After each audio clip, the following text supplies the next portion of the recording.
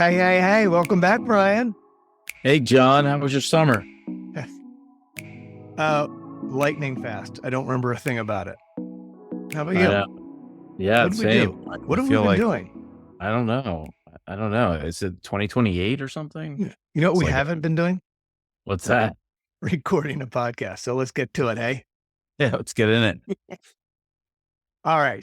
So we have an interesting guest today from REI who's going to talk about a campaign that was created by an internal creative group. And it got me thinking, Brian, about, as we always think about how brands show up in the world. You ready to go? All Yeah, right. yeah. Fire away. I've got a Snap Decisions lightning round for you. Are you ready for that? Yes. All Bring it. right. So thinking about how brands show up in general through their marketing. I'm not talking necessarily about advertising. That's one way, but could be packaging, could be, emails you get from this brand or whatever. I'm going to give you some brands. I want you to tell me which of them do a better job of consistently making you understand what they stand for. You with me? Yeah. Cool. And maybe a little bit of why. So here we go. All right. I'll do my best. Coming in strong with Apple or Microsoft.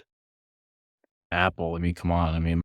Microsoft shows up better in the world than they used to, but it's not even really a competition. I still, there's so many things that Microsoft does that I just don't understand. I don't think. Yeah. And, I just think Apple makes it really simple to know what they do and how it impacts you. Agree. All right. How about, let's go to a different category. Our favorite insurance, Progressive or Allstate? I'm going to go, Progressive. Okay. It's just, yeah, I feel like they stand out a little better and, Interesting. connect. Well, they're relentlessly consistent with Flo and that other guy. I can't stand it, but okay. All right, Brian, this is right up your alley. Technology. Yeah. Workday or Salesforce? I'm going to say Salesforce mostly because you can't stand Matthew McConaughey. I forgot about him doing that, but yeah. Okay. How about switching categories to travel and hospitality? Airbnb or Marriott? Airbnb, I think they're hitting it out of the park. Yeah. Yeah, that's a really nice type brand, isn't it? Yeah. Yeah. Okay. Here's a category that spends a ton of money. I don't know if they do a good job of making anyone care, but they do spend money on marketing in every channel. Verizon Wireless or T-Mobile? Yeah. I'm going to go Verizon. T-Mobile's just annoying. Okay. And then we're going to go to a more fun category to close it out here. Miller Lite, the classic, or Mike's Hard Lemonade, the startup. Yeah. I'm a sucker for the classic Miller Lite. To Yeah. me, they're kind of undefeated right now. So Yeah. They still go back to that tastes great, less filling, don't they? hey, man, tried and true. If it works, it works. Can't miss it. Yeah. Yeah. I think they'll always come back. Yeah. Let's move on and introduce our guest who has a lot to say about creating consumer perceptions about what a brand means. He started his career working for an ad agency as a designer, and his growth over the years as an art director took him from agencies in Kansas City to New York City, where he grew a skill set that covers pretty much every marketing channel, from print to digital to TV. And he's done work that positions and promotes stuff from bread to phone service to video games to insurance and a lot of stuff in between. Jonathan Springer has supported agency clients who are large and small, including brands like Southwest Airlines, Whole Foods, the U.S. Army, AT&T, eBay, just to name a few. And then he moved to REI, where he is a creative director for an in-house team, building ads and promotions and digital units and everything you can think of. He caught our attention a couple of months ago in early June with a LinkedIn post where he shared the launch of a new Opt Outside campaign, which is a line that's now populating pretty much everything that comes out of REI. He's also just back from a bucket list trip where he spent 2 weeks in Paris for the Olympics. Please welcome Jonathan Springer. Wow. A blessing. Thank you. Yeah. Happy to be here. Oh, yeah. Yeah. Thanks so much for joining us. Love to start the conversation with that campaign that really caught our eye. My brief description is it opens on a young woman who's kind of going through the daily grind of life, and it resolves to her escape to the outdoors. And, we liked everything about it. There's a terrific music track behind it from a local band that Brian and I have liked for a while, Dr. Dog, and reveals a tagline of "Don't let life distract you from living." Jonathan, can you kind of talk us through that video in particular? You don't necessarily have to do it the way you pitched it internally, but explain to someone who hasn't seen that campaign video, explain it to us, and any other campaign extensions you want to talk about. Yeah, absolutely. And first, I would say feel free to call me Springer. The Opt Outside campaign, it's something that we've been talking. I've been at REI for about 2 years now. And one of the big things that I pitched when I was interviewing was just how much I really loved the original Opt Outside platform when it came out about 10 years ago. And I just loved how it was a brand that stood for something, took an action, and it was very simple, but yet powerful in the marketplace. And so that was just a brand that resonated with me. And I think throughout all of my agency times, it's a brand that's resonated. And so when we started thinking about how we want to reposition and what's our new brand platform for REA coming out, we had done a few iterations, and I think we always just came back to, why isn't it just Opt Outside? Why can't we just own that? There's something really powerful. I think that's what everybody, quote unquote, everybody kind of knew us for and still does know us for. So how can we own that equity that's already built in that? I actually believe that almost every single day. And I kind of, circulated for about a year and a half. And then we finally decided, yeah, let's do it. This makes a lot of sense. I think the time is right. There's, obviously some headwinds and tailwinds that we're facing in culture that actually allow that as well to happen. And so we went forward with it. And I think the team, did an amazing job. Huge shout out to Sam and Matt, art director, copy, and Angie, a badass designer, and who just really came up with the entire system. And, Ryan Moline, I have to mention him as well, Angie, who just really brought it all together. It's just a great idea. It's a great line. It's very simple. And I think what the team did and the strategy team really helped us do was identify some cultural tension right now about how people just feel that time isn't theirs. They feel like there's a lot of autopilot going on right now. We're all kind of doing the same thing every single day. It's always a bunch of cycles, and it just kind of seems like we're in the same patterns. So how do we break out of that? And how does the outdoors really play into something like that?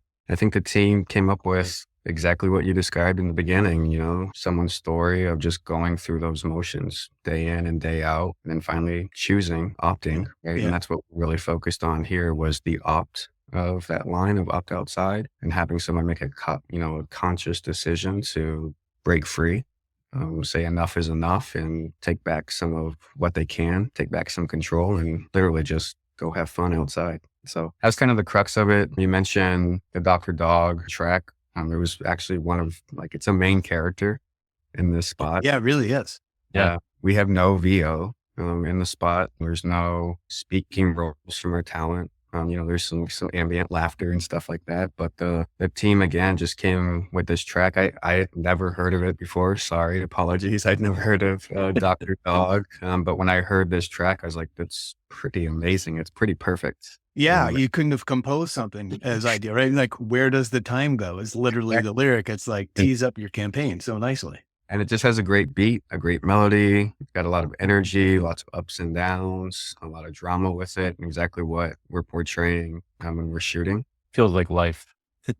It just feels, it felt great. So when we were combining that with the amazing footage, getting us all of this was shot on film, by the way, which That's was amazing. huge. Is anybody shooting on film anymore? That seems so rare. That was a challenge. I think getting the team to say, hey, yes, you can go and spend money on a singular track and you can spend money on an entire film shoot was a big push, I think, internally, but the result is just amazing. We love it. And, Kodak loves it. Kodak reposted it. Yeah, I think overall, I think just the message was very simple of, don't let life distract you from living. Choose to live life outside. Yeah, seems like a perfect match to the marketing strategy. And you mentioned the whole idea of opt outside or opt out as a campaign. So just for our listeners, if you missed it somehow, back in 2015, REI really created news when you did something that seemed really anti-retail by closing all of your stores on Black Friday. Yep. And encourage employees and customers to skip shopping and connect with nature. So that move and the kind of the underlying brand idea there shows, I would argue, an understanding of customers and an empathy for customers that most brands don't have the guts to represent. How does that brand idea permeate the culture at REI? Like, is that really true to, the internal culture? And do you feel a responsibility to steward that broader positioning when you create marketing material? Obviously you just did, but have you always felt that? Yeah, I mean, personally, that was one of the reasons why I wanted to work for REI and make the shift from agency to going in-house. And I think I got really lucky by my first experience being in-house at REI because they actually believe that work-life balance, going from working, 70, 80-hour weeks in agency land to working 40 hours and going to fuck off outside. Like, it's amazing. Like, what more could you ask for? And I do believe we value that. We have things like way days. It's like, go out and be in nature, go help your community, do your part on your time, your, specific way of getting outside. We still, close our doors every day for the past 10 years on Black Friday. It's a permanent thing now. Like, we don't have to make it some big announcement. It's just who we are. It's part of our DNA. And other outdoor companies have joined you, right? Like, other companies also close on Black Friday now. It's sort of a part of a broader movement you created. It's amazing. It's still amazing to see like the headlines of other brands and companies. Like, when they close on Black Friday, it's still big news, and it's great to think, the company I work for, and they started that. We started that. What I love is, like, you have this thing that was so successful that everything that you do is going to be measured against that.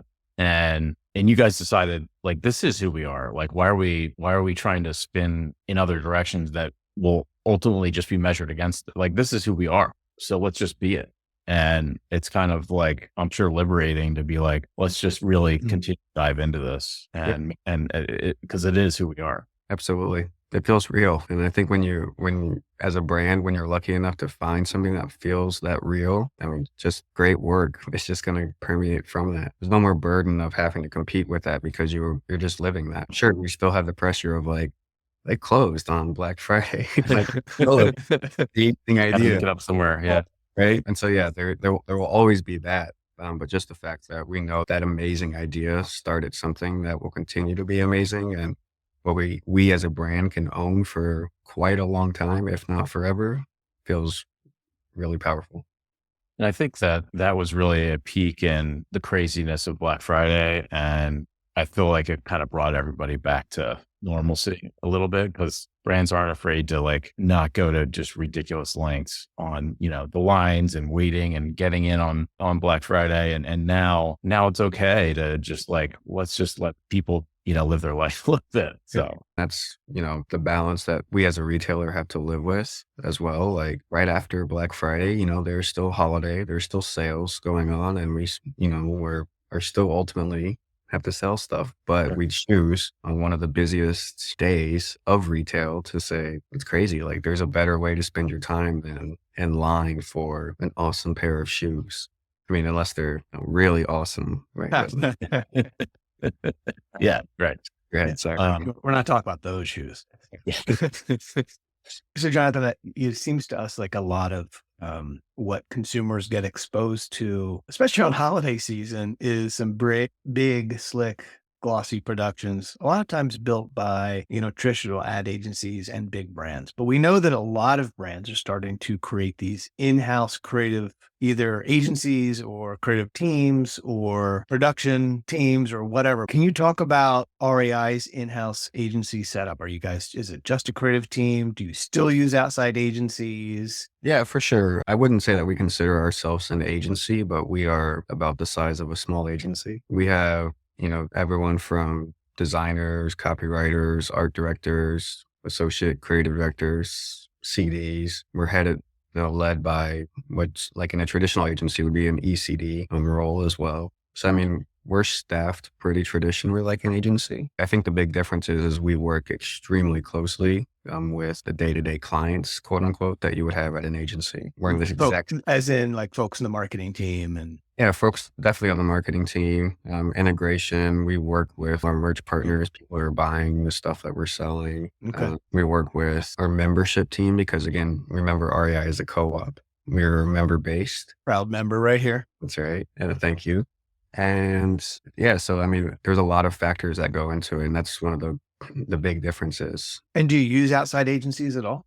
Yeah, we have some, to help with specific channels, especially when we do productions as well. We definitely use outside agencies and vendors for that. You've worked both sides, right? You've worked for an agency and now you're working as kind of like an internal creative guy. What are the pros and the cons of those two things? What's Well, easier? What's harder? nothing is easy. It's work. I bounced around to a lot. I think I was in maybe 8 agencies before I made the move. And what's great about agency life is I think first and foremost, it's creative first. All the clients come to agencies because they're like, we don't have this type of creativity or this way of thinking internal, and we need help with that. We need help to be able to tell our story. We need help to be able to get what's on this piece of paper that we have an awesome strategy for, but just out to the masses so that they care about us as a brand. It's a different way of thinking. And I think when they hire an agency, they realize that that's what they're hiring. And agencies, I feel, tend to cater to that as well. The culture is a little bit different. And again, we're all working towards delivering an amazing creative product. The variety at agencies is also really amazing. You get to work on a lot of different clients really fast, really quick. Sometimes that's also a double-edged sword because you're working on a lot of clients you may not actually care about. In terms of like learning curve, was it just for you? Was it kind of navigating the environment of just having to sell in different things in a different way and having to work closely with people that were maybe not as close to creative as you've always worked with? In-house is different considerably. And why I mentioned agencies I believe are creative first and foremost is and this isn't a knock on in-house. Like this in-house isn't first and foremost about creativity. It's about the bottom line of how we're meeting these goals and these KPIs and these objectives. And creative is a part of that, but it's not the only thing. Oh my gosh, like terrible beat down my ego right there when I have to say that. Like creative isn't That'll be the headline from this. I mean, ooh, hyperventilating. But no, like we're here for you, Springer. no, it's like you're part of something much larger, right? And you're all working towards this goal. And again, creative is a part of that. Creative, it's not the only solve. And I think that's something that I'm still learning and I'm still adjusting to. Yeah. And, forever, like you said, people bring in agencies because they don't want them to have to think about that stuff. They Right. want to like think about the creative, and can they think about that without the other noise? And that's kind of how it's always been. But I'm sure that, you're able to provide a nice cover for people that work for you and let them focus on, being creative first as much as possible. And Yeah, that's the goal. I mean, but again, we all as creatives have chosen to be inside this brand and then go in-house. So, switching attention a little bit to outside the organization, are there brands out there that are creating campaigns with in-house talent like your team that you admire? Anything you've noticed that was created in-house that you think is just great? Yeah, I would say Uber is doing a really great job right now. I used to work with the head of, that creative team in agency land, and a lot of agency people have gone in-house to that team, and she's just built an amazing team. And I think some of the work that they did, particularly around, some of the Olympics and how they get their name out there almost in different ways, some of the celebrities that they bring on, I think that's a great brand. I even thought, before Burger King was doing great stuff, I think in-house, they did use a lot of agencies, but I think their CMO was a big part of that. Those are the kind of couple that come to mind quickly. Yeah, I'm amazed at some of the stuff I see coming out of Google in particular with in-house creatives. Yeah. And sometimes it's hard to know because, you're using a combination of inside and outside resources. Some campaigns are in-house, some are agency, and it's hard to know. But how about other trends in marketing right now?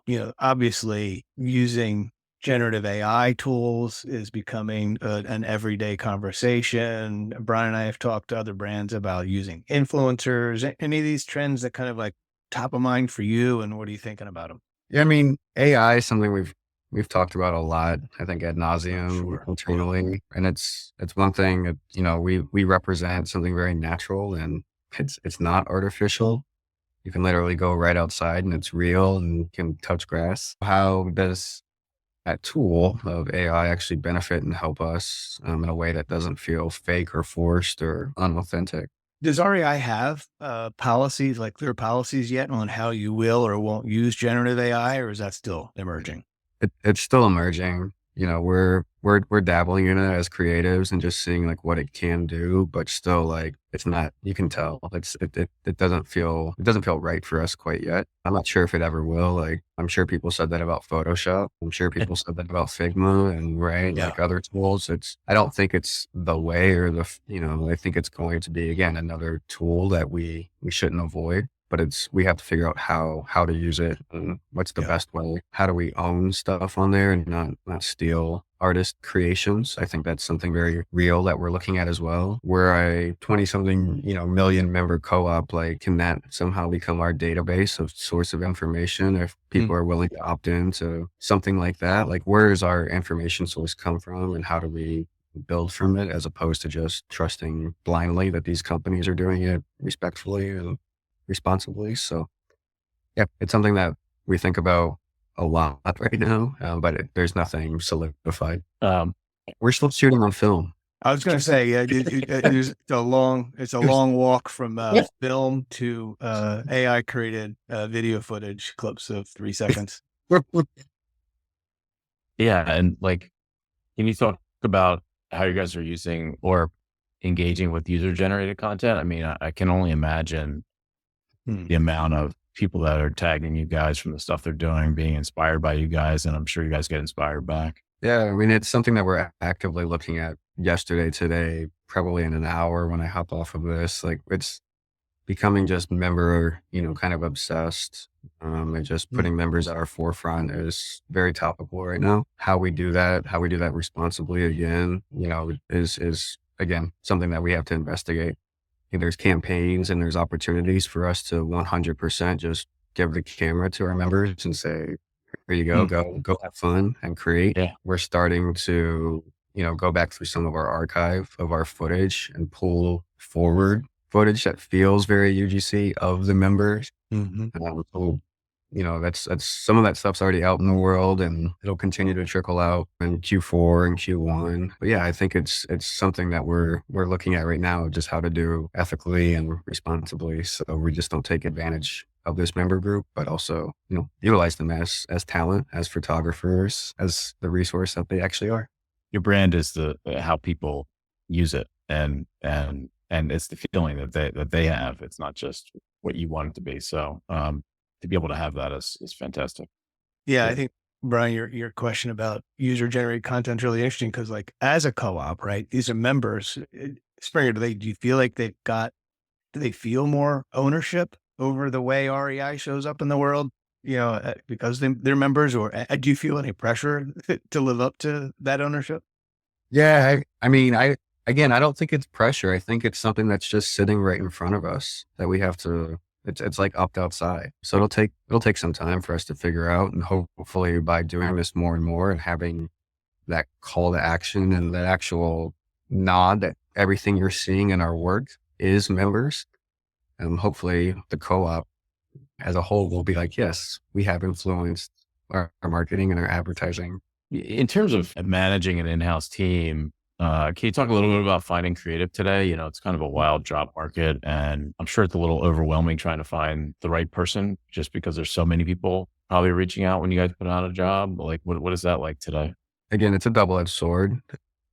It's amazing that there's so many great creative talent, but it's also kind of heartbreaking and depressing that there's so many great, amazing creative talent that just aren't able to find a a spot, a home. I just put up like a freelance writer position and we had hundreds, if not, thousands of applicants within the first 3 or 4 days. And we just had to shut it down because I'm like, there's no way that we don't have a Wow. solid candidate. And the amount of responses that we already have received, it's impossible. How much of Before, that do you attribute to the fact that people aspire to work at a brand like REI? uh, Is that a big deal or? yeah, I mean, that probably 100% has a factor into it. Again, it's what took me out of agencies. Yeah. Yeah. What allured a lot of great talent that's, precedes me being there as well. And when you find a brand that you can personally resonate with and you Yeah. believe in and actually does stand for what they talk about. What advice do you give to young creatives kind of looking for an opportunity? Yeah, I've been thinking about this a lot. Uh, and I think it's truly just be yourself. I mean, don't try to be something that you think you need to be for a company or you think you need to be for this particular interview or this person or this role. If you fit, it's going to happen. When I was interviewing for REI, they asked me, how outdoorsy I am. I'm like, I have a kayak and, I probably go once or twice, to the lake.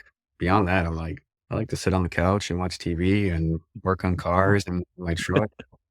I have motorcycles. Like, I'm like, I'll mow the lawn, but it's like, I do believe that there's different ways of being outside and living that and feeling that.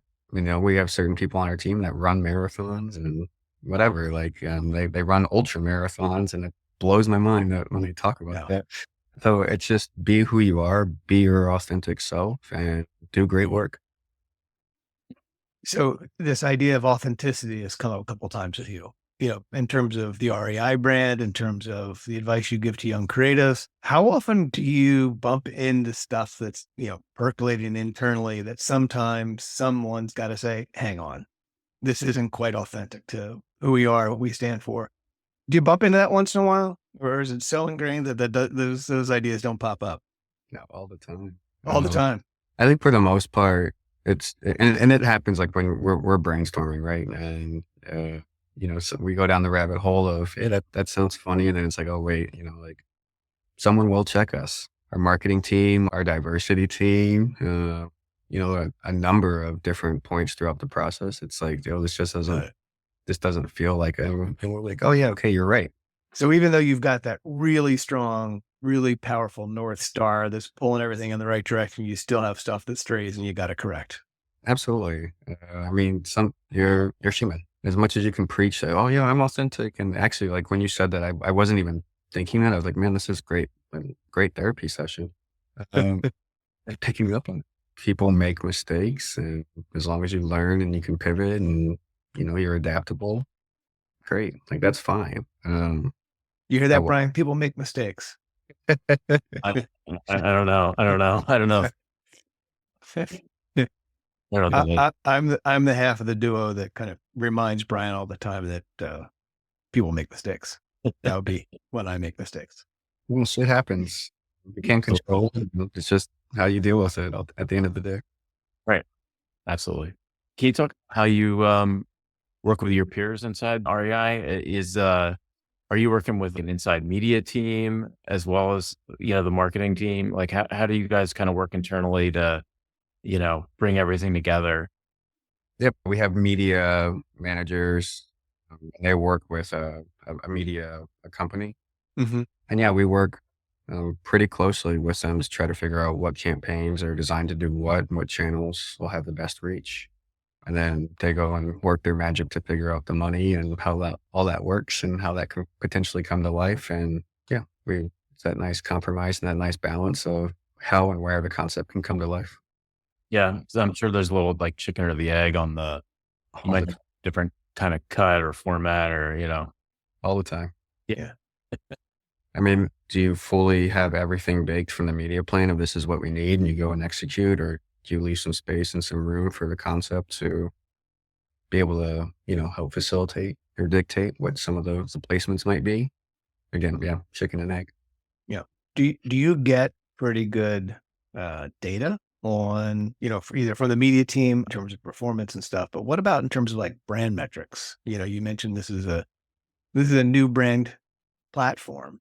How do you know whether this is resonating other than randoms reach out to you on LinkedIn and say, will you be on our podcast? How do you know that it's working? I mean, I don't know what a better metric than that is. All right. So you can Uh, success. we definitely have a team that is monitoring our brand tracker, our brand score. Yeah. And we look at that on the quarterly.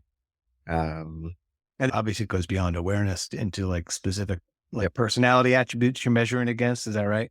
Yep. Looking at awareness down into consideration, down into sentiment, all sorts of data inside of an amazing PowerPoint that they just stole for us feeble-minded creatives. And we do pivot all the time. Like Yeah. some of our creative of, this one's performing stronger than Yeah. others. And I know you've only been there 2 years, so you don't have the longest track record, but have you seen a correlation between when brand metrics are kind of bumping and increasing? Does that correlate to sales increases or kind of hard to know just yet? Yeah, I haven't seen that quite yet. It's something that we're trying to get better at, Yeah. is what I would say. Again, just to also demonstrate the power and the value of Yeah. brand versus power and value of new shoe, new tint. Yeah. It's a little bit of both right now, because Yeah. I think we need to educate internally, and we also need to figure out how and why we're doing more and more brand stuff or more and more product focused stuff. But it's something in our future for sure. I want to talk a little bit about what you've mentioned a couple times about using film. Can you give people a little bit of an understanding on, making the decision to use film, which I think is absolutely fantastic, but how does that impact a shoot? What changes have to be made based off of making that decision? And what is that like for everybody? It's scary. Um, There's a reason why the industry kind of went away from film, and this isn't the whole reason. Like I would say, like there's just an ease factor. Yeah. Yeah. It's just you don't have to carry around canisters and canisters of film. The cameras are much smaller and easier to find and utilize. Digital cameras are. Um, you can mimic certain film attributes sometimes, and digital is cheaper. Yeah. And so, like, why wouldn't you just use digital? How do we sell in film? It's just gorgeous. It has a raw feeling, the grain, the texture. There's just something that feels kind of memory-esque, Hmm. a bit more aspirational in my mind, not as polished. It feels, again, a bit more authentic, even though our commercial was very, very scripted and very produced. It's just so real, something that you could relate to. Again, maybe it's a bit dreamy. Yeah. It creates an atmosphere, Mm. some depth. I don't know. There's just like I could just go on, and I think the result of what we got hopefully kind of speaks for it. I mean, we're still shooting in digital, but we're starting to shoot more and more film photography as well. It is scary because you have to trust at the end of the day as well that what you just shot for 2 hours, you actually have on film, Mhm. So right? scary just to hear you say that. Yeah. Yeah. And that, fiction and post isn't as easy Right. on film as it is in digital. Like you have to go with it. You have to cut around stuff. You have to work with it. And I think that's also kind of fun. It kind of adds to the rawness, the realness of shit. If only oh man, how do we make it work? Um, yeah, I don't know. I think I will always push for film. And again, huge shout out to the directors, Damian Blue and our DP, Quinn Feldman, because they were just monstrous on set. The cameras that they brought, we went underwater with one of our Yeah. cameras. And so we had a complete, like a hydro housing, looked Yeah. like an atom bomb. It was dropping it in the water and its own little submarine tank. And then we put a film camera inside of a dryer and we spun the dryer around. Like, Yeah. like Uh, actively Googling on the side the melting point of film to like know oh God. you're Oh not What is God. it, by the way? you're safe. But like There's an air cycle. You don't need to turn the heat on those things. no, we were like in some public laundromat and there was no air. It was just like That's amazing. low, medium, and high. They built this amazing rig and actually ran the dryer and ran it for a few times. And again, it's one of those moments where you're like, you're hoping you get it. They have some monitors and some feeds, but it's like a digital feed. So you're like, I hope what we're getting is just as beautiful. It's stressful, but I think the end result, and when you see it for the first time, it's just like so happy that that was why, the decision you made. It's really cool to hear you talk so lovingly about film, and now's a good time for us to cut away to our sponsor promotion.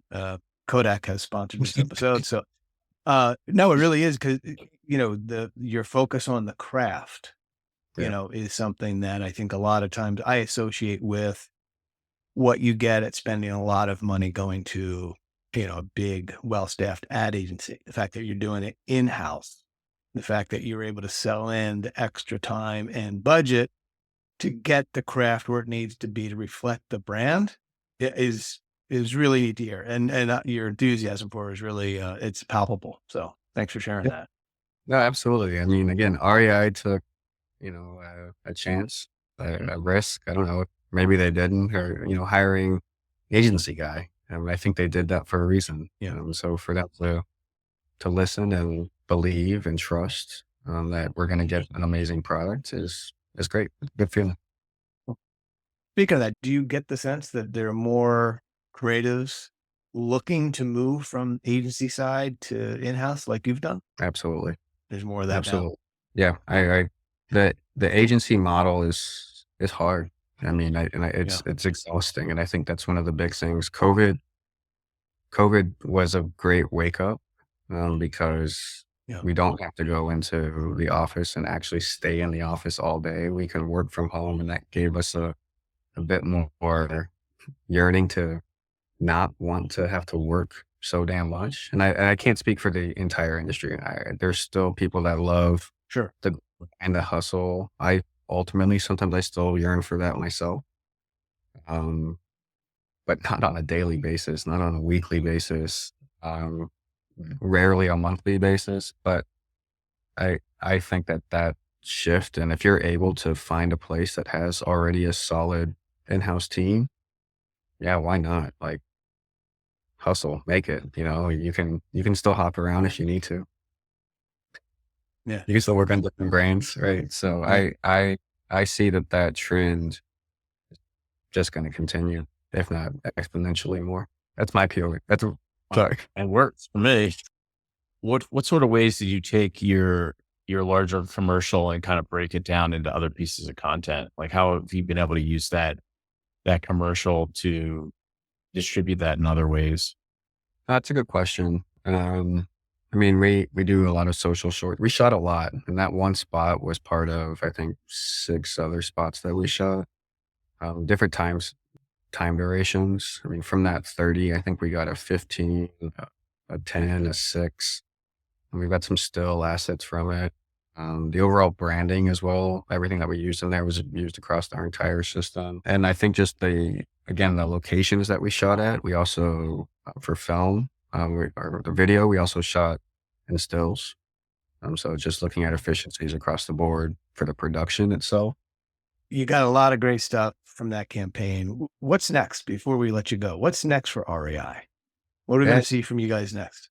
Just the next chapter of Opt Outside. I mean, that was our launch of just reintroducing it back into the world of saying, hey, you can make a cognizant choice to break some of this autopilot, and we're just going to take it and continue to expand upon that narrative. Nice. Well, we look forward to Yeah. seeing it unfold and seeing your career progress. We really appreciate you joining us. It's been great talking to you. Thank you, Brian. Thank you, Jonah. Yeah, Can't wait to thank see you, what's Spring. next. Thanks, Yeah. Brent. Yeah, keep us outside. Absolutely. John, that was a great interview. It's always nice talking to the people that are really connected into into the brands they worked for and Springer. He's just really inspired by that brand, and he's doing great things. Yeah. So mellow, so chill. It's interesting how he seems to kind of almost to me reflect a little bit of that brand, right? He's all about simplicity and clarity and authenticity. And I think that's one of the things that really stands out to me about that brand is they're just really authentic. No matter what you see, it just is really about enjoying the outside. A lot of times when you hear about creating efficiency by bringing a lot of these creative people in house, it usually means that they're going to, just be not take as many chances, and Great point. and they're really swinging for it. I love that they're using film. I love that they're Yeah. really digging into this opt outside identity and really weaving it into the stories that they're telling. And Yeah. so it's a great story. Yeah, it really is. And a great point about that team not taking the easy path, but getting outside their lane and getting outside. Yeah, inspiring to see that, you can still achieve what creative people want to do at an agency, with a brand. So that's a good story for a lot of people to hear. Yeah. Probably easier for them because hearing him talk, it does seem like they have all bought in, right? They truly do enjoy what the brand stands for. Yeah. Yeah. Absolutely. All right. Well, speaking about caring, Brian, I care very much that we got this podcast done and that we've got another one lined up. I'm glad we still remember how to do it. Well, for our listeners, stay tuned for another great episode coming up in the next couple of weeks. As always, if you enjoy the episode, make sure to share it on social. Yes, please. Tell your friends. Tell your friends. Hell, tell your enemies. We don't care. Tell anybody. Matthew McConaughey. Tell Matthew McConaughey. All right, man. See you later. All right. See ya.